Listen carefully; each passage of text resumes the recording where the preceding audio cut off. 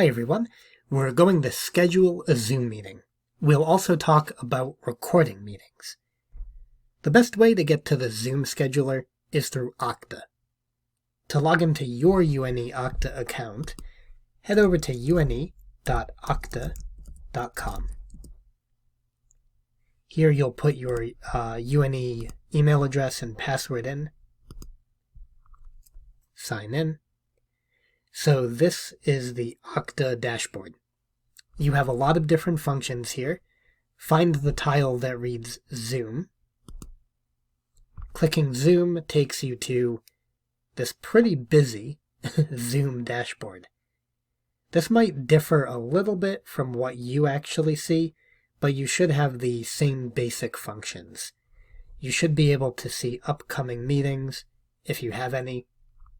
On the right, you can schedule a meeting. This link up top, Schedule, does the same thing as this link below. On the left side, this Recordings section will return to this once we've recorded the meeting and saved it to the cloud. But for now, go to Schedule a Meeting.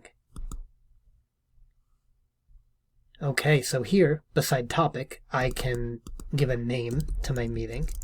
I'll call it Meeting A, then choose a date and a time.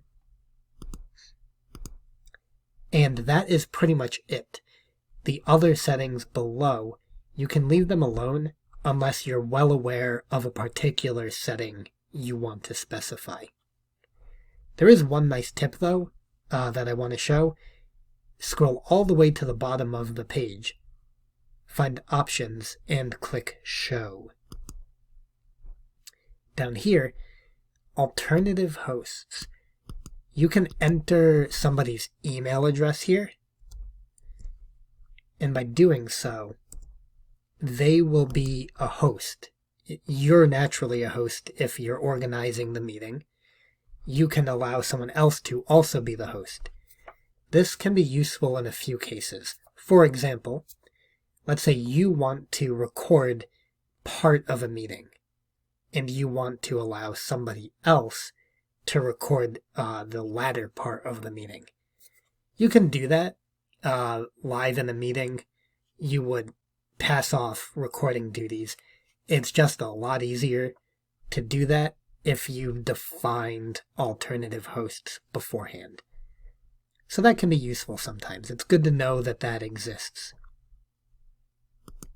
Okay, so once you've given the meeting a name, chosen your date and time, assigned alternative hosts if you want to, click Save.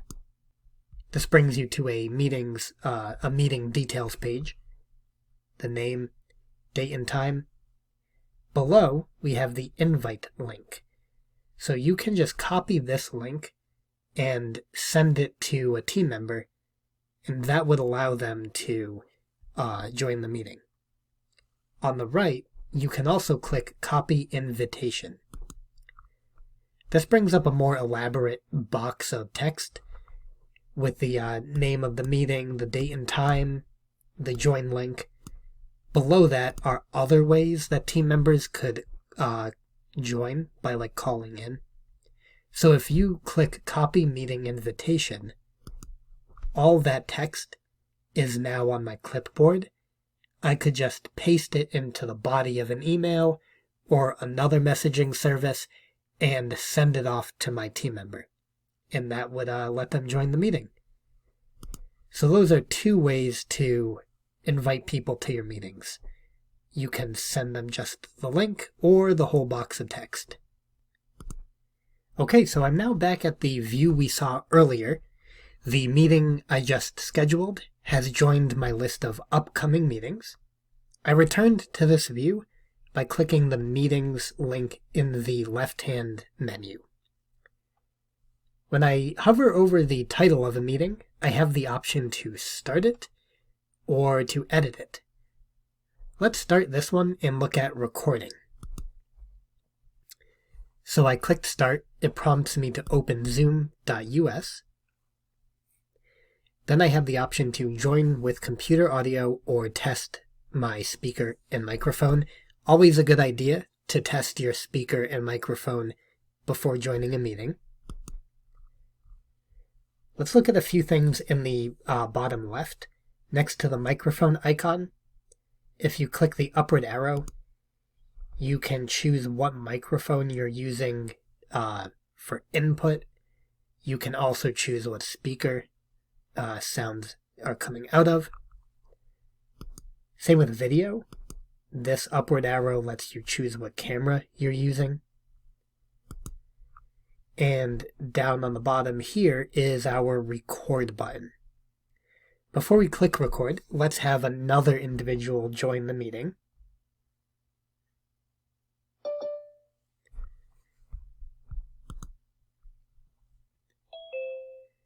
All right, so to record, let's click record. And you have the option to record on this computer. That would save the final file to your computer. Or you can save the recording to the cloud. Both are good. At this time, we recommend recording to the cloud. It makes it very easy to share. So I'll record to the cloud. All right, and once you have begun recording, you should see this indication in the upper left that you are recording. It gives you the option to pause or stop the recording. You can also pause or stop the recording on the bottom here. So let's do that now. I'm going to stop the recording. And it tells me that it'll save to the cloud once the meeting ends. So now let's imagine I want attendee 1 to record the latter part of this meeting. If I did not preemptively assign that person as an alternative host, I can go down to participants, click the little icon, and that opens up a side panel. Let me resize the window here. All right.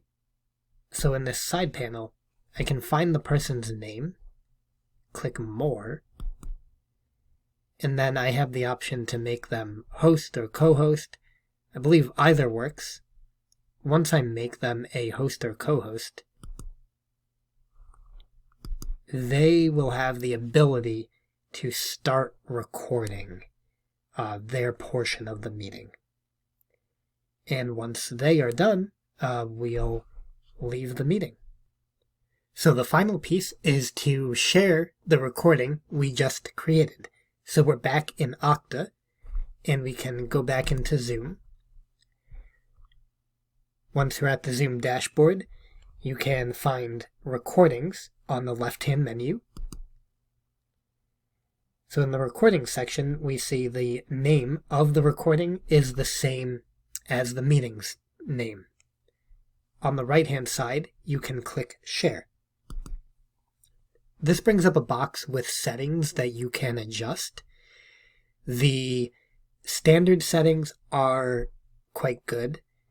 Publicly just means whoever you send the link to, whoever has access to the link will be able to click into the recording. By default, it also does require a passcode, which it auto-generates, and you can edit the passcode if you desire. So with these standard settings, you can copy the sharing information. So that has copied something to my clipboard. Let's see what got copied to my clipboard. I'll paste. So this is what I would send to someone who I want to watch my video. It gives the meeting name, the time that the recording had occurred. This is the link people will follow, and they'll need to input this passcode. So that is what you're able to send to people by using and copying the standard settings. And once you've pasted, sent that to whoever you need to, you can click Done. And that's basically it. You've now shared a meeting recording.